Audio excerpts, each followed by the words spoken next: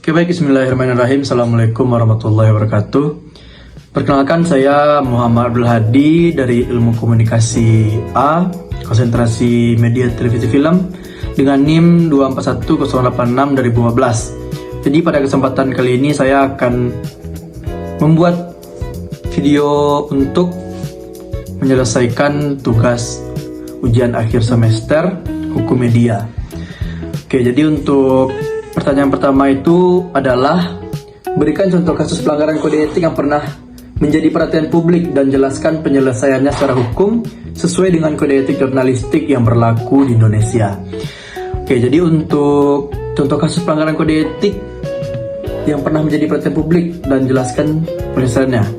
Untuk kasus pelanggaran kode etik itu mungkin saya akan mengambil kasus mengenai dugaan asusila Reinhard Sinaga itu yang terjadi pada tahun 2019 sampai tahun 2020. Mungkin teman-teman pernah mendengar kasus Reinhard Sinaga ini ya, yang dimana Reinhard Sinaga ini terbukti melakukan tindakan asusila yang dimana dia itu di luar negeri, kalau nggak salah itu di Inggris ya.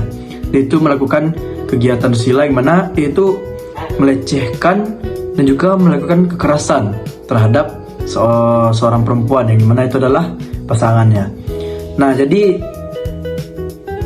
pelanggaran kode etik yang terjadi itu yang dimana sejumlah media dari Indonesia sempat memberitakan kasus Reinhard Sinaga ini. Namun menyebutkan detail-detail yang berlebihan gitu, yang dimana aspek yang tidak relevan dengan kepentingan publik juga dimasukkan gitu, tanpa sudut pandang yang berimbang.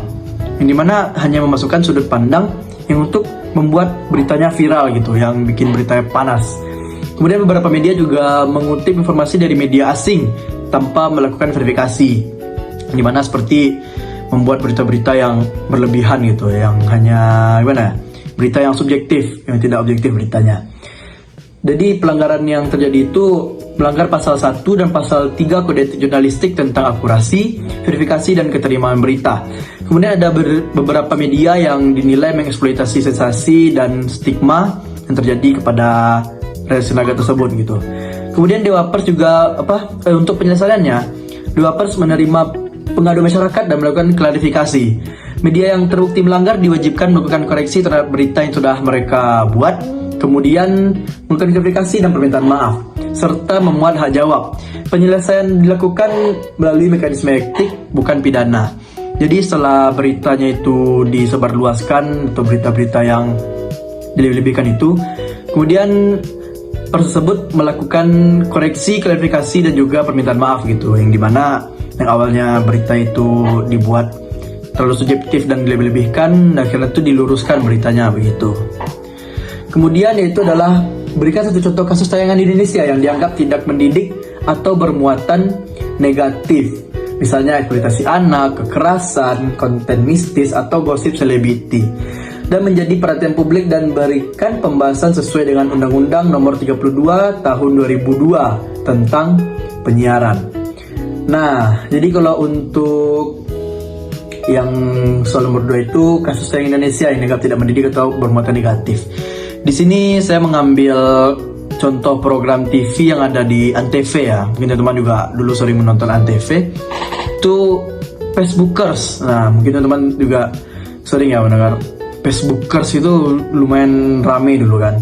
Dimana program Uber itu beberapa kali mendapat teguran dari KPI karena menampilkan kekerasan verbal, candaan kasar, penghinaan fisik, dan perilaku tidak pantas yang ditonton oleh anak-anak.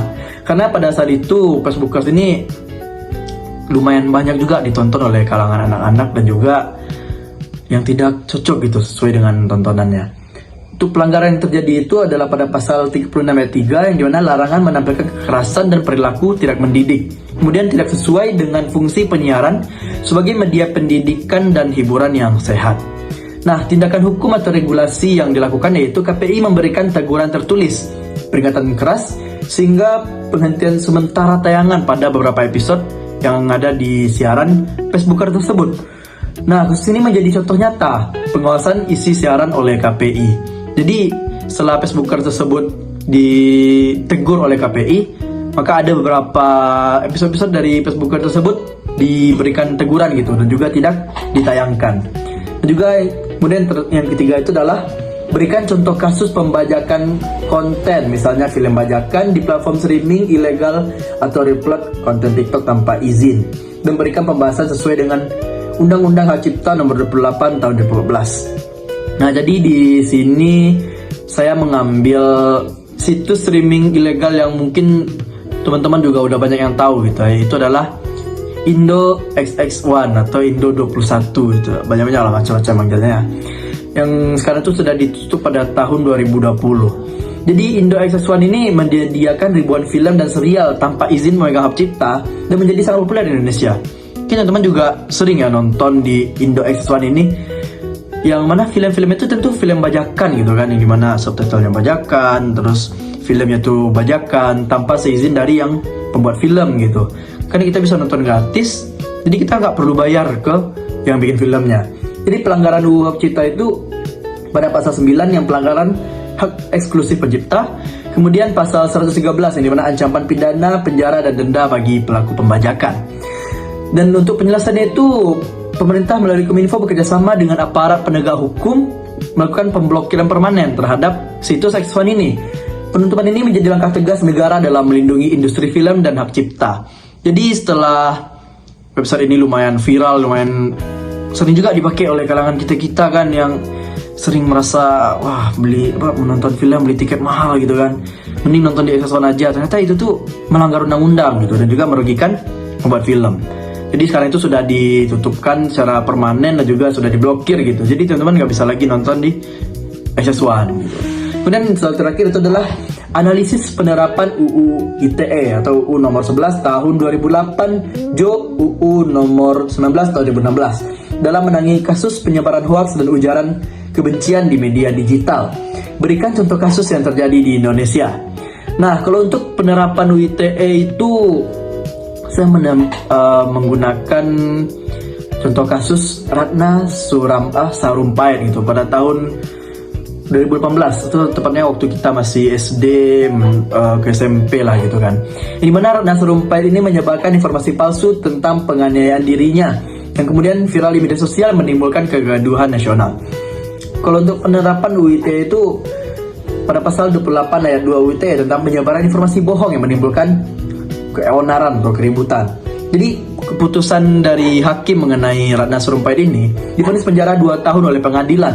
Kasus ini menjadi contoh penerapan UU ITE terhadap hoaks yang berdampak luas pada masyarakat.